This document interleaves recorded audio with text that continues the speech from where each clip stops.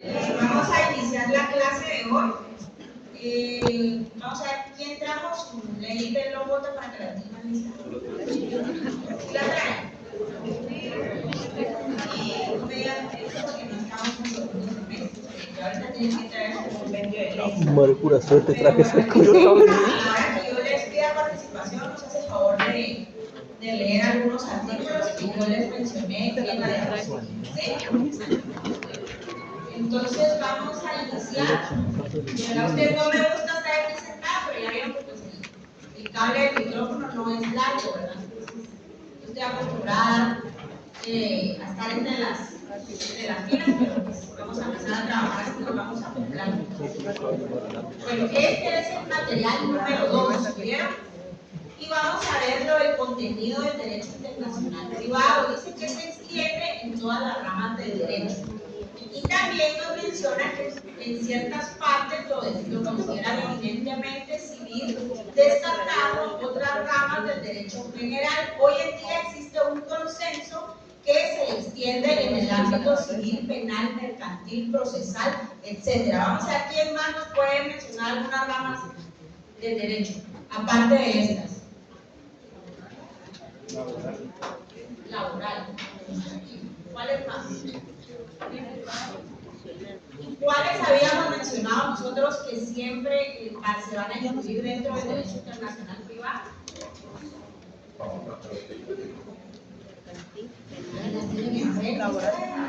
Civil, mercantil. ¿Ya vieron que no se concentran? ¿Cuáles van a ser las ramas que siempre se van a relacionar dentro del derecho internacional privado? Esa es pregunta exacta. Civil, penal, mercantil y procesal. Tenemos acá las fuentes del derecho internacional privado y nos hablan que tradicionalmente van a ser aceptadas por la doctrina, la legislación y la jurisprudencia de todos los estados. Estas van a ser la ley interna, la costumbre, el tratado, la jurisprudencia, la doctrina, la tradición, el derecho romano, y dependiendo de los autores siempre van a recibir un distinto nombre. Van a estar clasificadas diferentemente en cuestión de representación. Entonces vamos a abarcar lo que es una ley interna. Nos habla que se refiere a la legislación propia de cada estado, de cada país que tienen su legislación interna. Normas que van a solucionar conflictos o concurrencia de leyes. Esto va a constituir un modo o una forma también individual, nacional, de dar el nacimiento al derecho internacional privado, en contraposición y en modo y forma colectiva internacional. Tenemos como, por ejemplo, en la primera citamos los artículos del artículo 24 al 44 de la Ley del Organismo Judicial en nuestro medio, y como ejemplo de la segunda citemos el Código del Derecho Internacional Privado, que esta va a ser pues la primera fuente y es la principal de todas, contrariamente a lo que va a suceder en el derecho internacional público. Es muy exigua y poco sistematizada. Entonces vamos a ver quién nos apoya a darle lectura primero al artículo 24 de la ley de los votos. Pero vamos a ver, yo creo que son del 24 al 44, son cortos, ¿oyeron?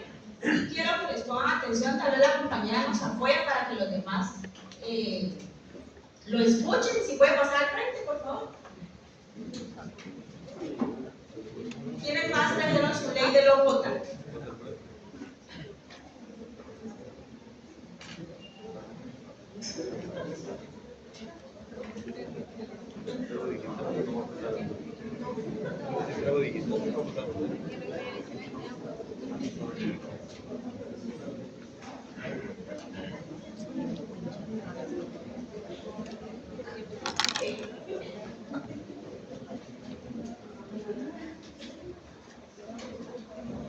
Capítulo 2. Normas del derecho internacional privado. Artículo 24. Estatuto personal.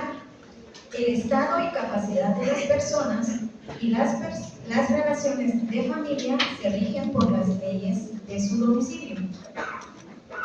Artículo 25. Calificación. La calificación de la naturaleza de la institución o relación jurídica se efectuará de acuerdo a la ley del lugar en que se juzga. Artículo 26. Derechos adquiridos. El estado y capacidad de la persona individual extranjera adquiridos conforme a su ley personal será reconocido en Guatemala si no se opone al orden público. Artículo 27. Situación de los bienes. Los bienes se rigen de acuerdo a la ley del lugar de su ubicación. Artículo 28. Formalidades externas de los actos. Las formalidades extrínsecas de los actos y negocios jurídicos se regulan de acuerdo a la ley del lugar de su celebración. Artículo 29. Forma de validez de los actos. Las formalidades intrínsecas de los actos y negocios jurídicos se regulan de acuerdo a la ley del lugar de su celebración. Artículo 30. Lugar de cumplimiento de los actos. Si en el acto o negocio jurídico debe cumplirse en un lugar distinto a aquel en que se celebró, todo cuanto concierne a su cumplimiento se rige de acuerdo a la ley del lugar de ejecución. Gracias. Entonces, ¿quién más lleva la lectura? Vamos a hacer como un poco más práctico. Y tenemos acá el artículo 31 que nos va a hablar del pacto de sumisión y nos habla de los negocios jurídicos que se van a regir a la ley por las partes que se hubieran sometido, salvo dicho sometimiento sea contrario a las leyes prohibitivas expresas y al orden público. ¿Qué se recuerdan ustedes cuando nosotros hablamos de negocios jurídicos? Negocios jurídicos, actos y negocios jurídicos. ¿Qué se acuerdan? Declaración de voluntad, ¿qué más? Contratos, ¿alguien más? Vamos a ver. No solo acá adelante están escuchando, no me escuchan allá atrás. Vamos a ver la compañerita que está hasta allá de último. Sí. No se acuerda. Sí pasaron de noche todos los semestres anteriores, ¿verdad? Bueno. ¿Quién más nos puede dar otro ejemplo de actos y negocios jurídicos que han llevado ustedes a cabo?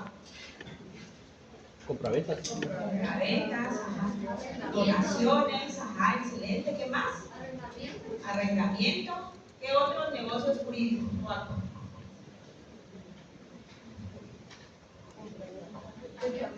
Eso lo van a ver ahorita en el notariado 4, ¿verdad? Garantías nominarias, ¿qué más? Hipotecas. ¿Sí o no? Sí. Entonces también cuando nosotros hablamos y mencionamos el artículo 32 y nos habla de sometimiento voluntario, en los casos en el que el acto o el negocio jurídico se vaya a celebrar en el exterior y vaya a surtir efectos en la República de Guatemala, las partes dicen que se pueden someter a dicho acto o contrato a las formalidades intrínsecas que prescriben a las leyes nacionales. ¿Qué entendemos entonces que se van a prescribir a las leyes nacionales? ¿Se van a someter a nuestras leyes o no? Sí. Muy bien. Y hablamos nosotros del artículo 33 que nos habla del procesal que va a tener la competencia jurisdiccional de los tribunales nacionales con respecto a las personas extranjeras sin domicilio en el país. El proceso y las medidas cautelares se rigen de acuerdo a la ley del lugar en el que se ejercite la acción. ¿Qué se acuerdan ustedes cuando nosotros hablamos de medidas cautelares? Ah, excelente, muy bien. El embargo, ¿qué más? ¿Cómo? Ajá, ya aquí lo había mencionado. ¿Cuáles otros? ¿Cuáles otros? Vamos a ver los compañeros de atrás que no opinan nada. Vamos a ver don Freddy. Secuestro de bienes. ¿Cómo? Secuestro de bienes. Ah, muy bien. ¿Qué más? Embargo de cuentas. Ajá, muy bien. Bueno, entonces sí estamos quedando claros en cuáles van a ser los negocios jurídicos, los actos de los que nos mencionan estos artículos, ¿verdad? Obviamente, pues regresamos a algunas materias atrás. ¿sí? También nos habla el artículo 34 de la jurisdicción y dice que los tribunales guatemaltecos van a ser competentes para emplazar a personas extranjeras o guatemaltecas que se encuentren fuera del país en los siguientes casos. Esa puede ser pregunta de examen, ¿sí? Yo en la pregunta del examen les puedo poner cuáles van a ser los tribunales competentes para poder emplazar a las personas extranjeras o guatemaltecos, o en qué casos. Ustedes me van a responder cuando se ejercite una acción que tenga relación con actos o negocios jurídicos realizados en Guatemala, ¿sí? Tenemos el inciso B y dice cuándo se vaya a ejercitar alguna acción concerniente a bienes que estén ubicados en Guatemala. ¿Qué entendemos nosotros a los bienes que están ubicados dentro de nuestra jurisdicción? ¿Cuáles podrían ser? Una casa. Bienes inmuebles o bienes muebles. ¿Qué diferencia hay entre bienes muebles o bienes inmuebles? Se puede trasladar de un lado a otro. ¿Cómo? Que se puede trasladar. Que los bienes muebles se pueden trasladar. Los bienes muebles se Los pueden muebles se trasladar. pueden trasladar y los inmuebles que estén ubicados en una área geográfica. Muy bien, gracias. También tenemos nosotros el inciso B y dice que cuando se vaya a tratar de actos o negocios jurídicos en que se vaya a estipular, las partes se someten a la competencia de los tribunales de Guatemala. Entonces, ahí tienen ustedes tres posibles respuestas, ¿sí? Tenemos en el artículo 35 que nos habla del derecho extranjero y dice que los tribunales guatemaltecos van a aplicar de oficio, cuando proceda las leyes de los estados, la parte que invoque la aplicación del derecho extranjero o se descienda de la que se invoque o aplique.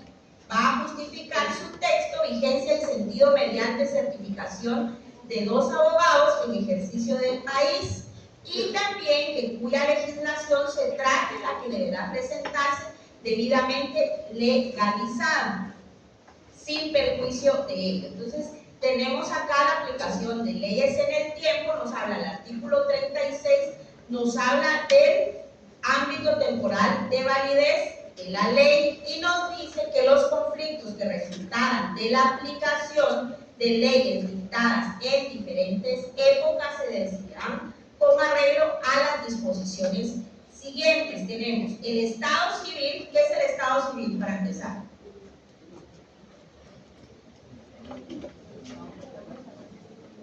Es soltero casado. Vamos a ver quién más. ¿Cuál es el Estado Civil? Estatus donde se encuentra una persona. Vamos a ver la compañerita que está allá con mascarilla. Había dicho el...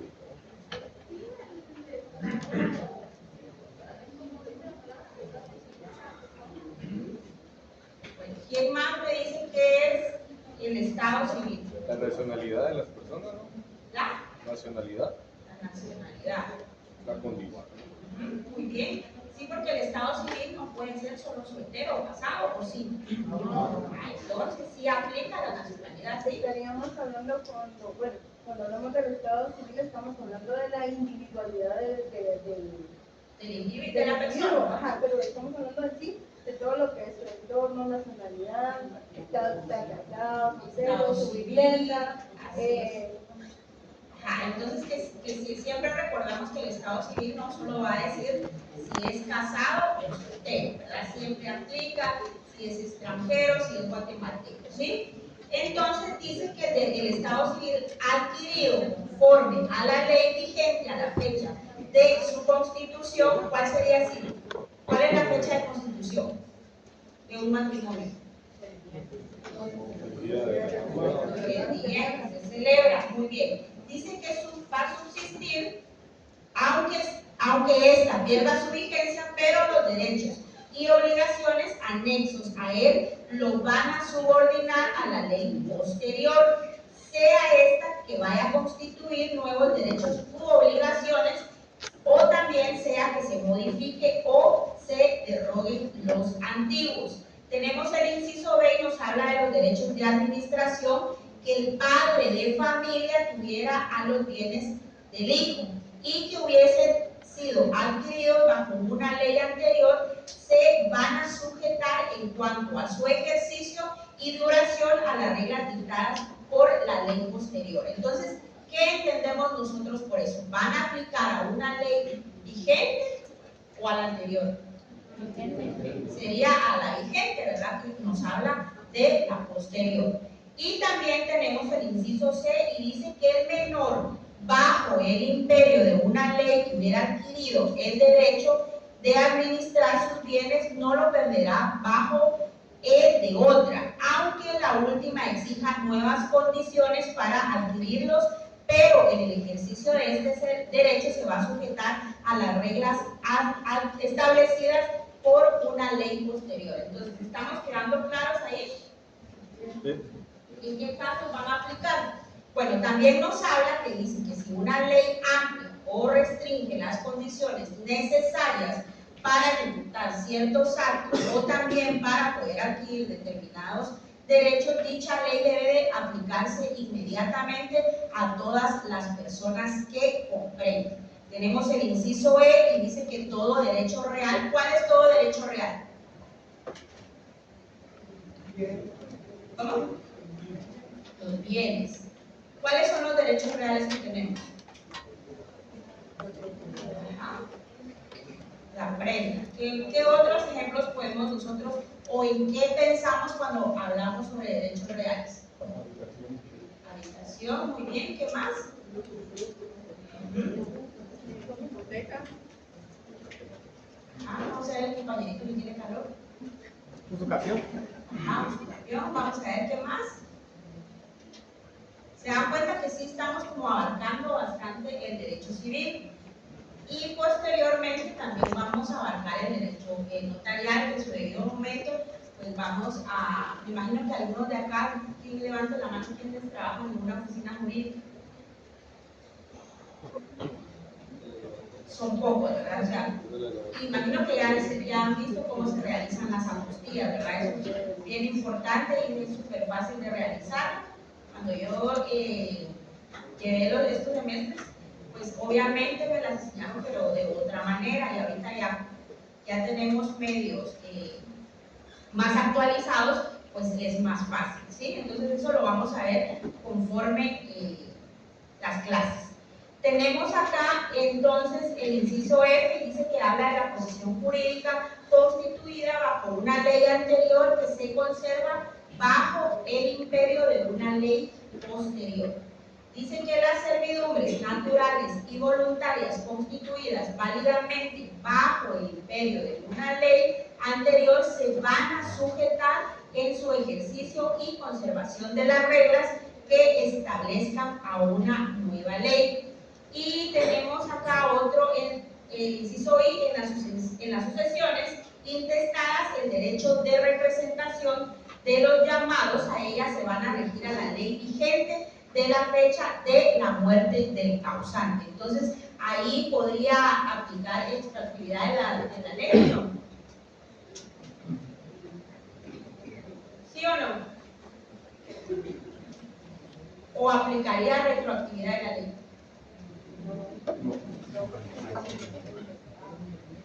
¿Qué aplicaría? ¿IRRE o retro? Cuando hablamos del inciso I. Retroactivo. Porque dice que tiene que ser por la ley vigente de la fecha de la muerte del causante. ¿Sí? ¿Qué pasa si en el 2010 existía una ley vigente y estamos en el 2024? ¿Qué ley se le va a aplicar? La del 2010. ¿Cómo? La del 2010. Decidan, si pónganse de acuerdo. La del 2010. Entonces, ¿sería retroactividad de la ley? Sí. ¿Qué es retroactividad de la ley? Desde antes. Desde antes, del pasado. Y la retroactividad. Que no se puede aplicar una ley nueva a hechos pasados. Muy bien. Bueno, entonces no estamos tan mal por estos bien. Excelente. Tenemos el inciso J y habla en la adjudicación y partición de una herencia o legado se observará la regla anterior, ¿sí? Entonces, esos son varios ejemplos que yo les puedo preguntar en el examen y ustedes me los pueden definir de esa manera. ¿Estamos claros? Tenemos el inciso K y dice que todo acto o contrato se entenderán incorporadas a las leyes vigentes a tiempo de su celebración, exceptuándose las concernientes al modo de reclamar en juicio de derechos que resultaran de ello.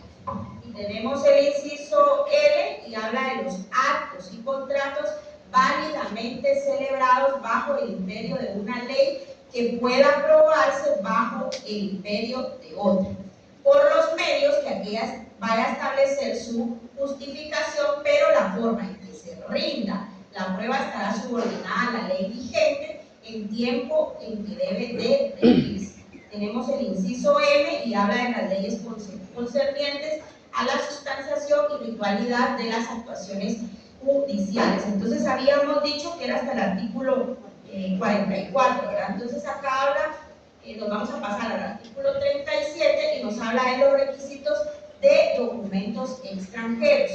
Acá nos dice que para que sean admisibles, esa es pregunta de examen, admisibles los documentos provenientes del extranjero. ¿Qué documentos pueden ser provenientes del extranjero? Mandatos.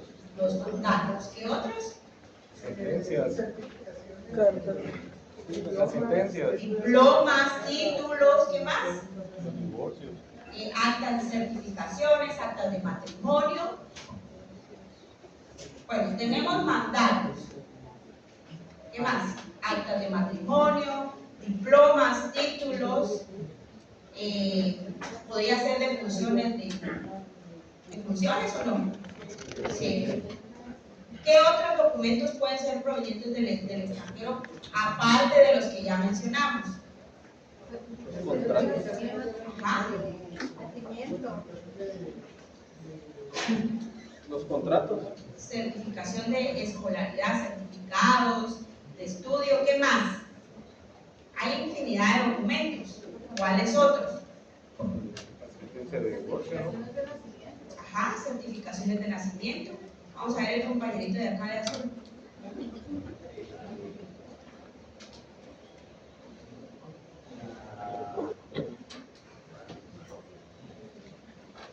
Más pienso. Acuérdense que en el examen les va a aprenderme 10 ejemplos de documentos provenientes del extranjero. Un nombramiento, adopciones, ajá, muy bien. ¿Cuáles más? Las sentencias de divorcio. Sentencias de divorcio,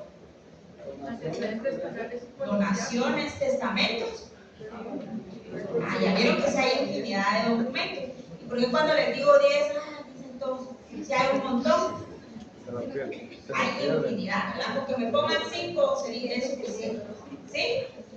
Bueno, entonces acá dice que estos deben de surtir efecto en Guatemala, deben de ser legalizados por el Ministerio de Relaciones Exteriores. Ese va a ser uno de los principales requisitos para que sean válidos acá en el país.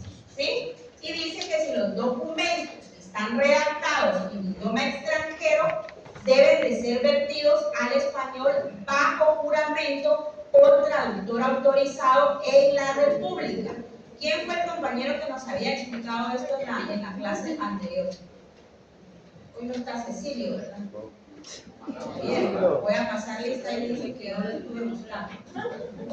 Entonces dice que van a ser traducidos bajo juramento por 2 personas que hablen y que escriban ambos idiomas con legalización notarial de sus firmas, ¿sí?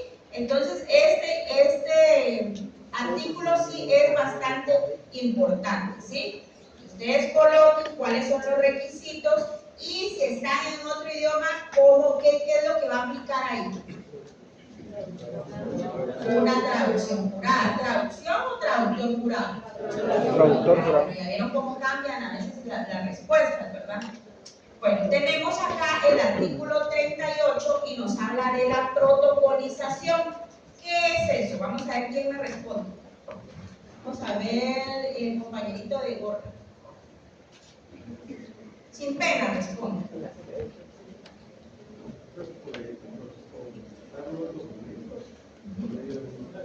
Por medio de, ¿cómo se protocoliza un documento? Por medio de un notario. Plasma en escritura pública. ¿Y más? O sea, la compañerita ya está muy... Es por medio de papel utilizado para el protocolo donde lleva una numeración asignada a determinado notario en el cual se hace constar determinada situación y esto pues se hace una auténtica de esta y se manda a resguardar al archivo de protocolo. Muy bien. Trabaja en una oficina donde se así ha aplicado bastante el notariado. Bueno, dice que además de estos requisitos indicados en el artículo anterior, entonces miren, pues imagínense si yo les pongo cuáles van a ser los requisitos importantes para una protocolización. ¿Cuáles me van a responder ustedes? En el artículo 35. Que sea notario, dice la compañera, sí, ¿verdad? Si no, no puede surtir Que efecto. esté legalizado por el Ministerio de Relaciones Exteriores y traducido al español de Sí, tal como si estuviese en otro idioma, ¿verdad? Ajá, muy bien. Entonces el principal requisito es que tiene que estar legalizado ¿por quién? ¿Por qué ministerio? Ah, muy bien. Entonces eso recuérdense que 37 va a aplicar también para el artículo 38. ¿Estamos?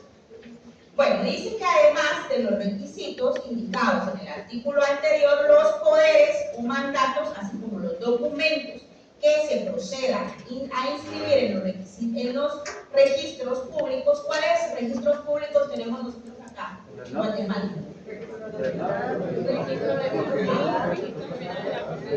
Démoslo por uno ustedes, porque ya les dije. El registro de poderes. Ah, ¿cuáles otros? Registro de la propiedad, nacional de personas, personas jurídicas.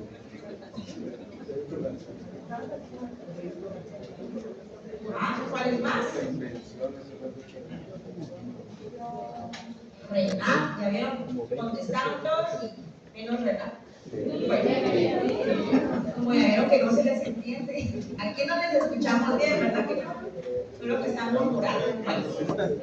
Entonces dice que estos documentos, en el caso del registro público, entonces, ¿qué empezamos nosotros en Renat?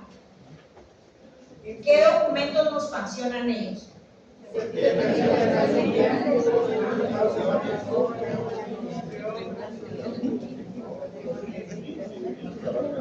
¿Está bien?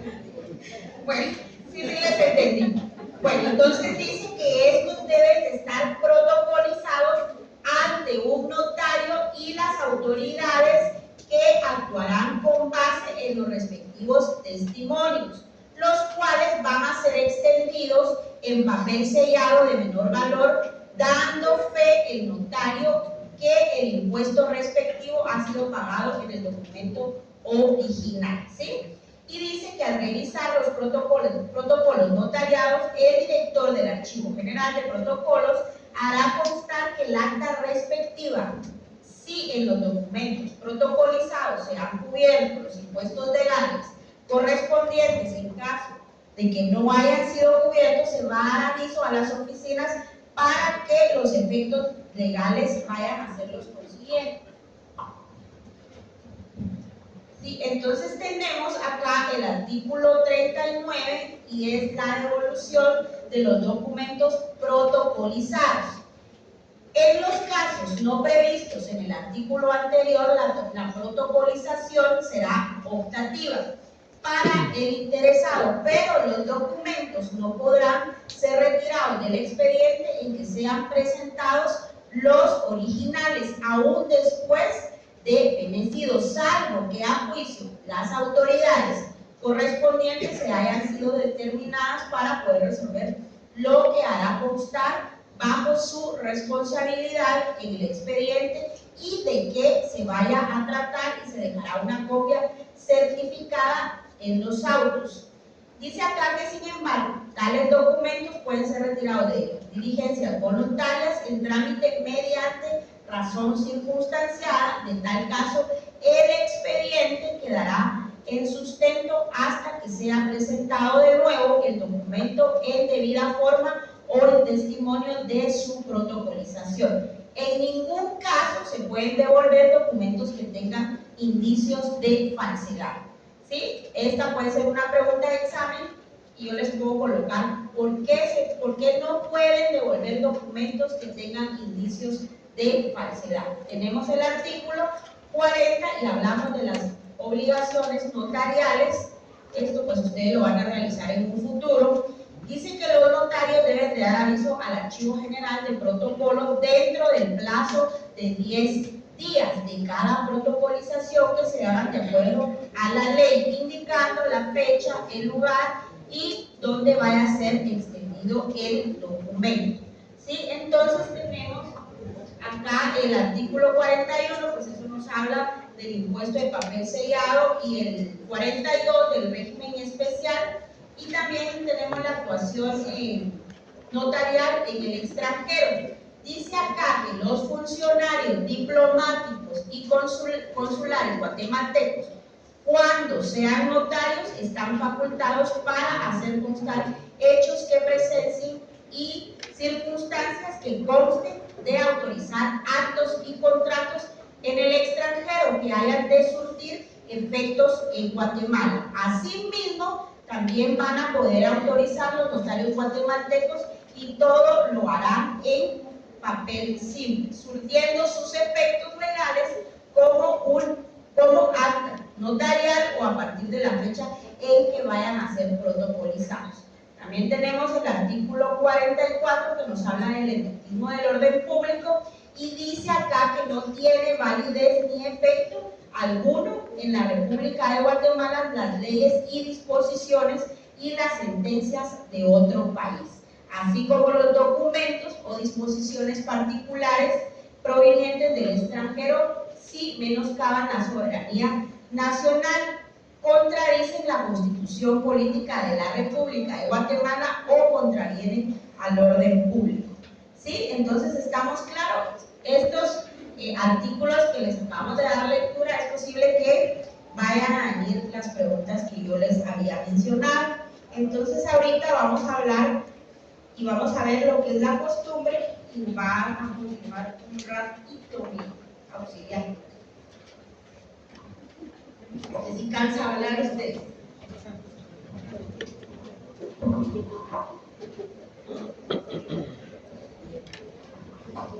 La costumbre. También en el derecho internacional privado, la costumbre es fuente de derecho, aunque no con la misma importancia que en el derecho internacional público. Entendemos aquí como costumbre el actuar o la repetición uniforme y prolongada en el tiempo de ciertos usos, actos de contenido jurídico en la esfera de las relaciones es privada de carácter internacional. De la aplicación constante nacieran ciertos principios como el referente a la autonomía de la voluntad, la regla. Bueno, eso sí está muy difícil de pronunciar, diría yo, ¿verdad? Legit actum, la primera, no sé. La aplicación del hábito de los bienes de la regla personas, la costumbre como fuente es importante. Bueno, ¿quién me podría indicar qué entendió acerca de esta diapositiva? Y vamos a ver, tal vez tú. La costumbre la vieron ustedes desde la introducción a leer. Bueno, entonces vamos a la compañía que da un concepto de lo que es la costumbre. Esto ya lo mencionó como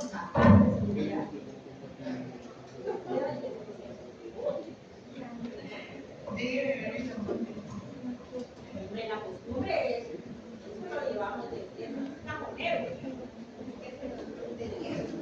Eso no lo vio ella.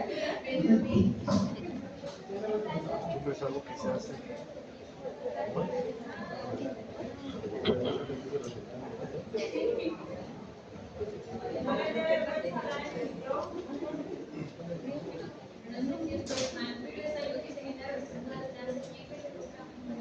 Mejoras para esas ciertas partes.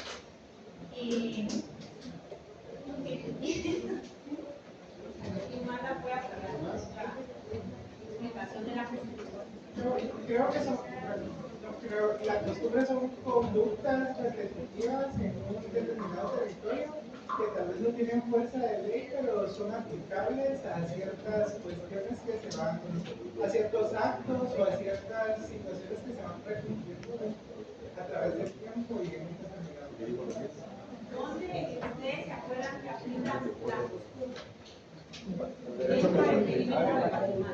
El derecho constitucional. Cuando hablamos nosotros de derechos constitucionales, ¿de qué se acuerdan? ¿Qué tipo de leyes parten de ellos? ¿Están reguladas? No. Pues, ¿cómo quiero que se acuerdan? La comunidad indígena no. Sí, se aplica la costumbre en caso de ausencia de ley. Y en esos casos, ¿qué ejemplo podemos acordarnos nosotros que se aplica? Por ejemplo, Como dice el compañero, derechos constitucionales del interior, a pesar de que sí hay ley, ellos la aplican, digamos, si alguien roba, Se pues, rigen por su propia ley, ¿verdad? ¿Qué nosotros vemos en la justicia? ¿Qué tipo de Castigo maya. Castigo maya. Castigo maya. Castigos mayas, ¿verdad? ¿Qué castigos mayas aplican ellos? La plaza pública. ¿A quiénes les aplican esos castigos?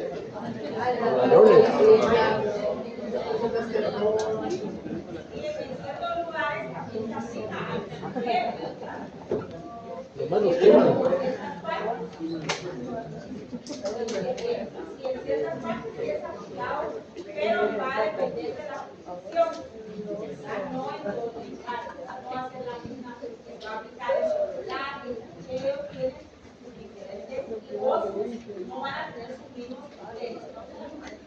Por ejemplo, cuando hablamos de lo del castigo maya, también es importante tener en cuenta que si entra el derecho constitucional al momento de castigar a una persona, no sé si vieron la noticia de una chica que mató a un hombre que, si estoy mal, abusó de ella, la gente la quería linchar, porque hasta ahí no sabían el por qué ella lo había matado. Pero los líderes mayas a ella no lo tocaron, porque dijeron que si ellos la castigaban, ya no iba a ser juzgada por el Ministerio Público, o sea, no podían ellos ya entregarla para ser juzgada por las leyes impuestas por el gobierno. Entonces también hay que tomar en cuenta que en las costumbres también hay ciertos límites. Sí, obviamente, si se recibe un castigo maya, el Ministerio Público ya no puede intervenir. En el caso que comentaba la compañera, era pues obviamente como se trataba de asesinato, ya no se podía intervenir el Ministerio Público por lo mismo, ¿verdad? Porque si ellos aplicaban, el Ministerio Público ya no investigaba. Porque ya estaban siendo juzgadas una vez.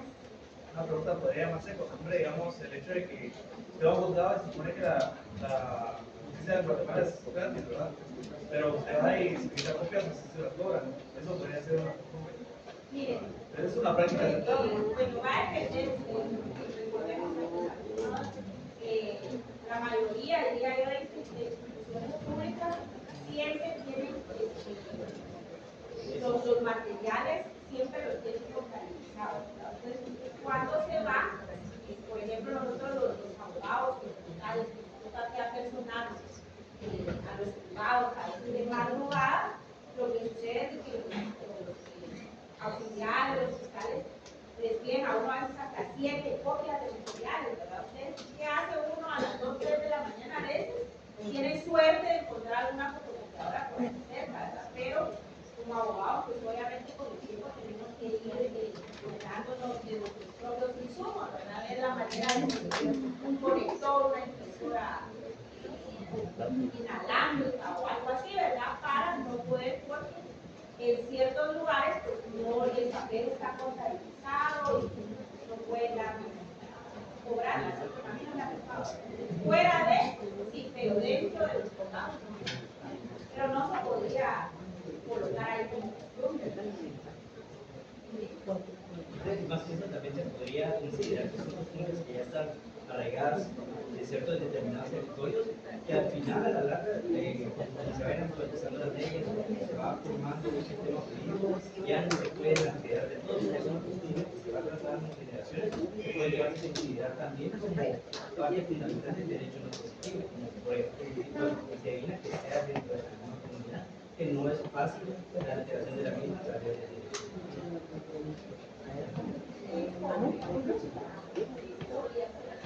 Pero ya va a depender de cierto condición, ¿verdad? O sea, si hablamos de ley divina, y nos ponemos aquí a hacer un quién cree en Dios, quién cree solo en la naturaleza, obviamente no podemos venir y decir, aquí todos van a creer en Dios, no, ¿verdad? Todos, pues por eso es que Guatemala es un país laico, ¿verdad? Porque puede decidir su propia religión o también su propia creencia. ¿Sí? Entonces ya nos salimos del tema, vamos a continuar, ¿verdad ustedes? Y vamos a hablar de esto del tratado. El tratado. Los tratados son una forma especial de la primera fuente, que es la ley interna. Es posible que intelectualmente así sea, pero en su origen no podemos afirmar que haya nacido de iniciativa interna, como lo es la ley interna. El tratado adquiere cada día más importancia. Se trata de textos precisos y claros. En general modifica la costumbre. Entre los principales tratados vamos a mencionar tratados o convenios de la Haya sobre diferentes tipos, como el matrimonio, divorcio. ¿Quién me puede mencionar otro tratado que tengamos acá en Guatemala? Tratado de libre comercio. Tratado de libre comercio, ¿qué otro? Los tratados en materia de derechos humanos, por ejemplo, el acuerdo sobre el Okay. También los convenios de trabajo. ¿Qué otro? Una pregunta de examen.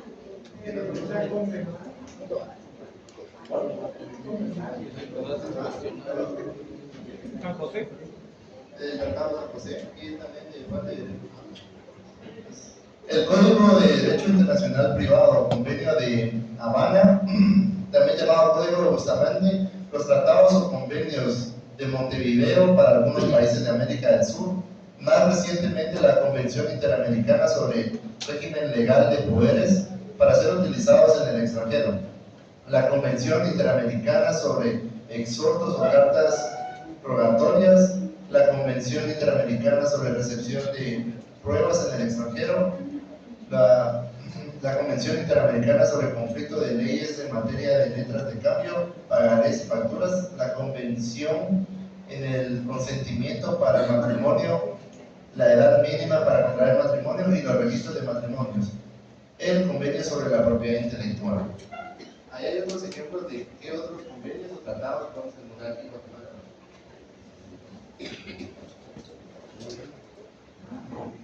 La jurisprudencia. La jurisprudencia o fallo judicial, tanto nacional como internacional, es un medio de penetración importante en la práctica jurídica de las diferentes naciones. En unas más que otras, en otras menos. Es claro que los estados que tienen una vía comercial muy activa a nivel internacional cuentan con una jurisprudencia más desarrollada. ¿Quién me podría decir un país que tenga una jurisprudencia más desarrollada que Guatemala? Estados Unidos, claramente. ¿Qué otro? España también. La jurisprudencia tiene la ventaja de permitir en ciertos sistemas una vía dinámica en el derecho. La jurisprudencia no es simplemente el reflejo de un actuar constante, de una interpretación fija. La jurisprudencia es esencialmente dinámica. Permite al juzgador examinar cada día nuevos ángulos de aplicación e interpretación de una ley o precepto legal determinado. ¿Alguien que me dé un ejemplo de jurisprudencia en Guatemala?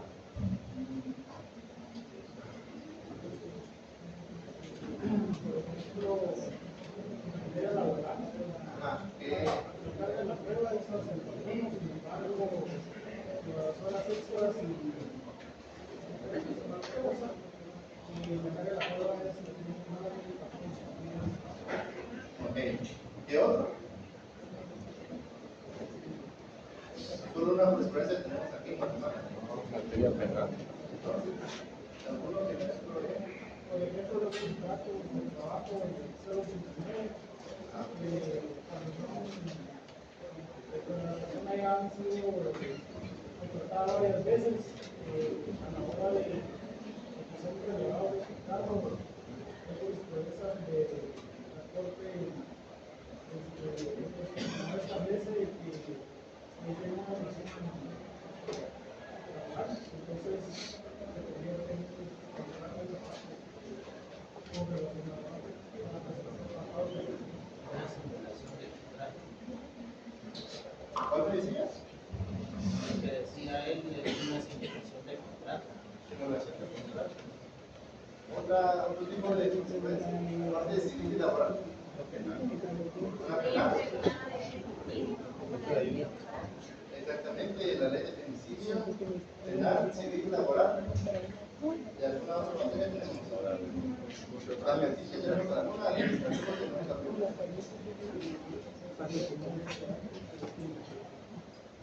No sé si nos escuchan hasta allá atrás. ¿Algún ejemplo de jurisprudencia allá atrás? Jurisprudencia en Guatemala. Tal vez el compañero de camisa blanca delante de camisa azul. ¿Sí?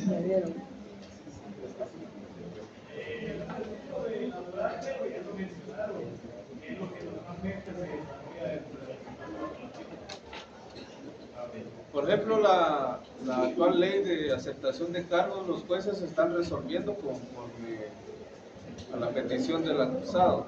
¿Eso se puede tomar como jurisprudencia, la forma en que están resolviendo actualmente? Lo podríamos tomar, pero como dijiste, ya es una ley, ya no viene siendo lo que es jurisprudencia. Entonces, ya se emitió una ley. La jurisprudencia nos va a servir para dar a conocer otros ángulos al juzgador, ¿verdad?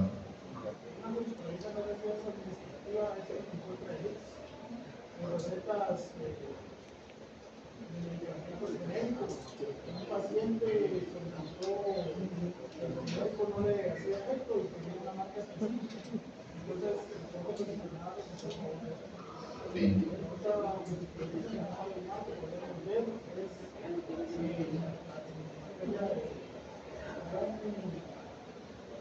un americano que estudió derecho, se graduó de abogado, pero él quería el título de notario y se lo quitaron por no ser domiciliado. ¿Y de este lado? ¿Alguna aquí atrás?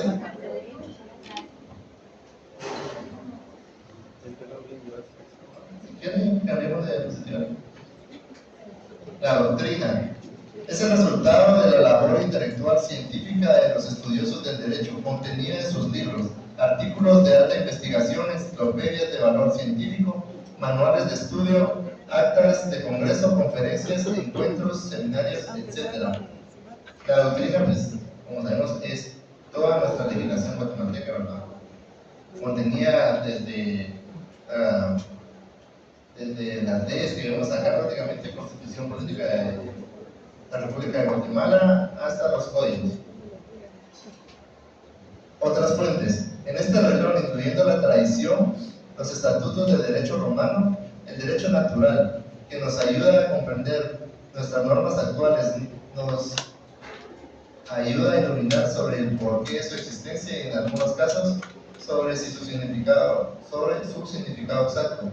El uso de ellos se hace en nuestra materia, es sobre los puntos de referencia y los trabajos de simulaciones. Relaciones del derecho internacional privado con las otras ramas del derecho en general. Tal vez aquí me ayude alguien a leer esta diapositiva, solo el primer párrafo.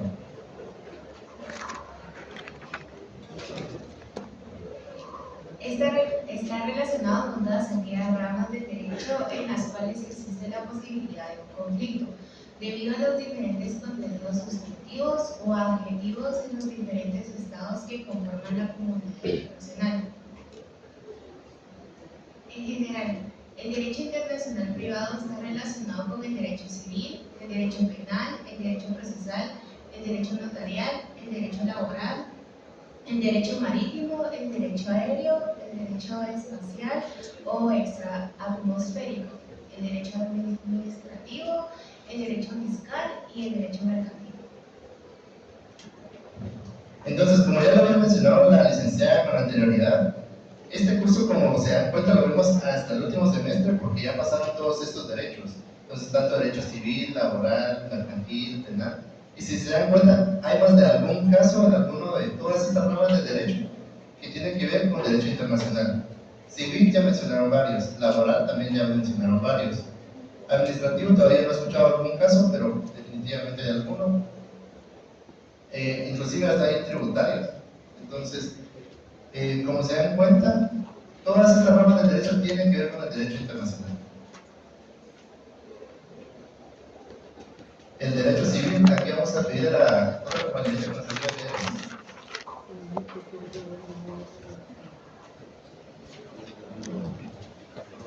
El derecho civil.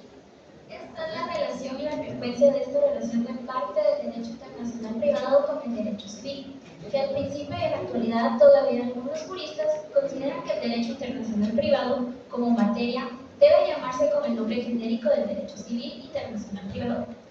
Las cuestiones más directamente relacionadas y las más comunes en este campo son las que pertenecen a capacidad civil, bienes, matrimonios, divorcios, obligaciones en general, contratos y sucesiones.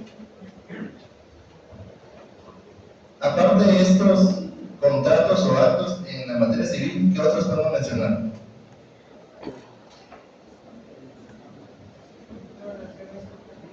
Donaciones entre vivos, exactamente. Si un extranjero viene y realiza una compraventa en Guatemala, ¿tendrían que ver? Sí, claro que sí. ¿Qué otro?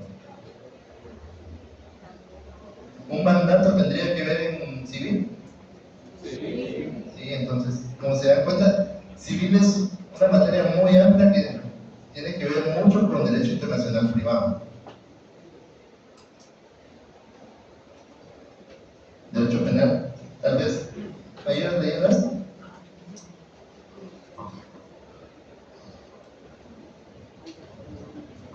Derecho penal. Ha sido siempre el consenso que las leyes penales son territoriales, razón por la cual muchos autores excluyen esta relación. Además, cuestiones como la extradición y el asilo muchas veces se incluyen dentro del estudio del derecho internacional público. Nosotros ya dejamos claro en el punto número 1 que estos aspectos los incluiríamos en nuestra materia. Sin embargo, lo que más directamente nos interesa incluir son todos aquellos delitos cometidos por extranjeros en territorio ajeno y que afectan a un Estado o personas de diferente Estado al del autor del delito.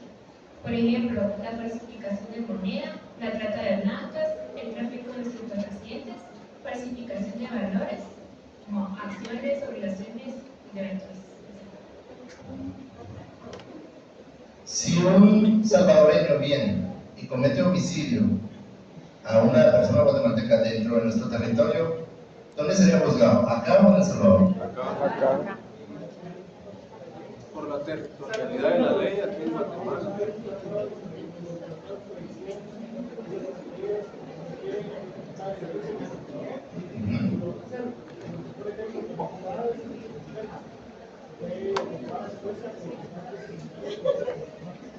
Ok, sí, pero aquí no estamos siguiendo en este caso específico. No, pero comúnmente cuando un extranjero viene y realiza un acto delictivo dentro de nuestro territorio, el mismo será resuelto con las leyes guatemaltecas, ¿verdad? Pasa lo mismo si un guatemalteco, por ejemplo, va a Estados Unidos y por X o Y motivo realiza un asesinato hacia otra persona, pues también sería juzgado con la materia de allá, ¿verdad?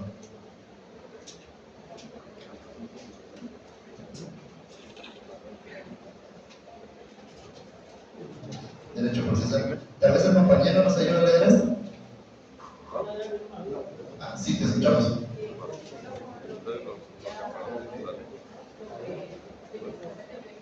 ¿Dónde está?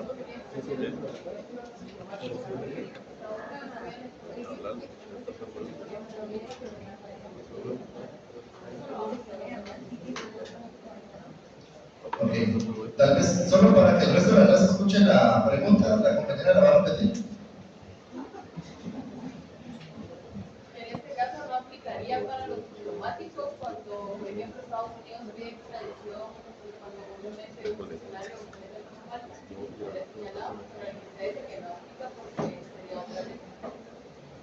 Sí.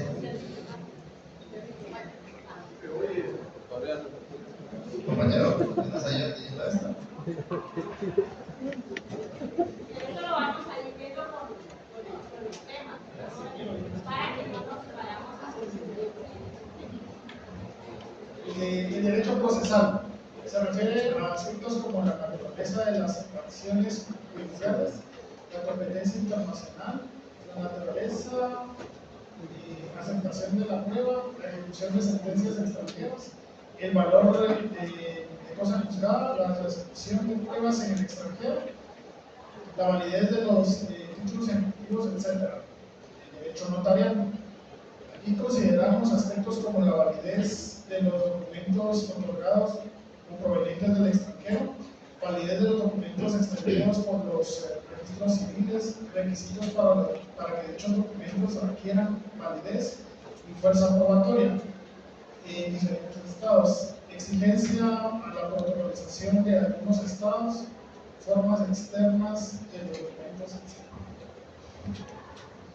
Como ya dijo un compañero, en derecho procesal tenemos claros ejemplos como sería una prueba de filiación, una prueba de paternidad, ¿verdad?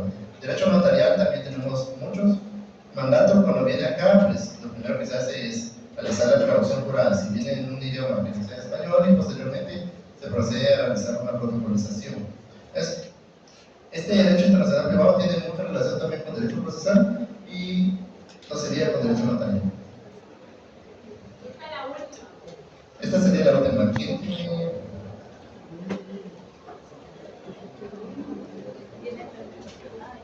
Derecho laboral. Cuestiones relacionadas con la contratación de trabajadores extranjeros y sus consecuencias. Indemnización, porcentaje legal de salarios, comparado con el total de salarios devengados por los nacionales, accidentes de trabajo, condiciones mínimas de trabajo, respeto objetivo al derecho al trabajo frente a las prioridades nacionales, etc. El derecho marítimo. Asuntos referentes a contratos de transporte, letras de transporte marítimo, accidentes, abordajes, contratos de ajuste de la gente del mar, contratos de fletamento, naufragios, hipotecas de buques, averías, asistencias, salvamento, seguros, pérdidas y daño a las mercancías transportadas, etc. Ok. No sé si alguno nos puede dar, por ejemplo, un ejemplo de derecho marítimo. ¿Hay alguno? ¿Qué tal el FOB? ¿Alguien recuerda qué es el FOB? ¿No? Pero sí lo vieron, ¿verdad? En civil. ¿No lo vieron? En derecho laboral, ¿alguien me puede dar un ejemplo aparte de los que ya tenemos acá? Indemnizaciones, convenios. ¿Qué otro podríamos tener relacionado con el derecho internacional privado? ¿Algunos compañeros?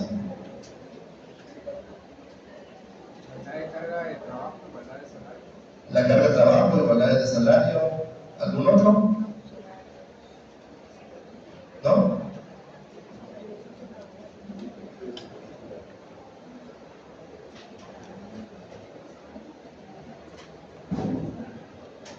Bueno, entonces ahí nos vamos a quedar, jóvenes. Hasta hoy vimos 14, unas 12 diapositivas. Estas diapositivas van a entrar para la siguiente clase presencial, o sea, nuestro laboratorio. Como dijo ayer el compañero, esto va a ser nuestro banco de preguntas para nuestro examen, ¿sí? Entonces, igual las diapositivas se las vamos a mandar y nos vemos el día martes de manera virtual, ¿verdad? Ya espero yo que ya pues, nos hayan solventado el problema que tenemos sobre la cantidad de alumnos, porque estaba viendo yo en el grupo que son más de 150 alumnos. Entonces, yo creo que para el día martes pues, ya vamos a estar todos de lleno. ¿Está bien? Que pasen feliz noche, con cuidado.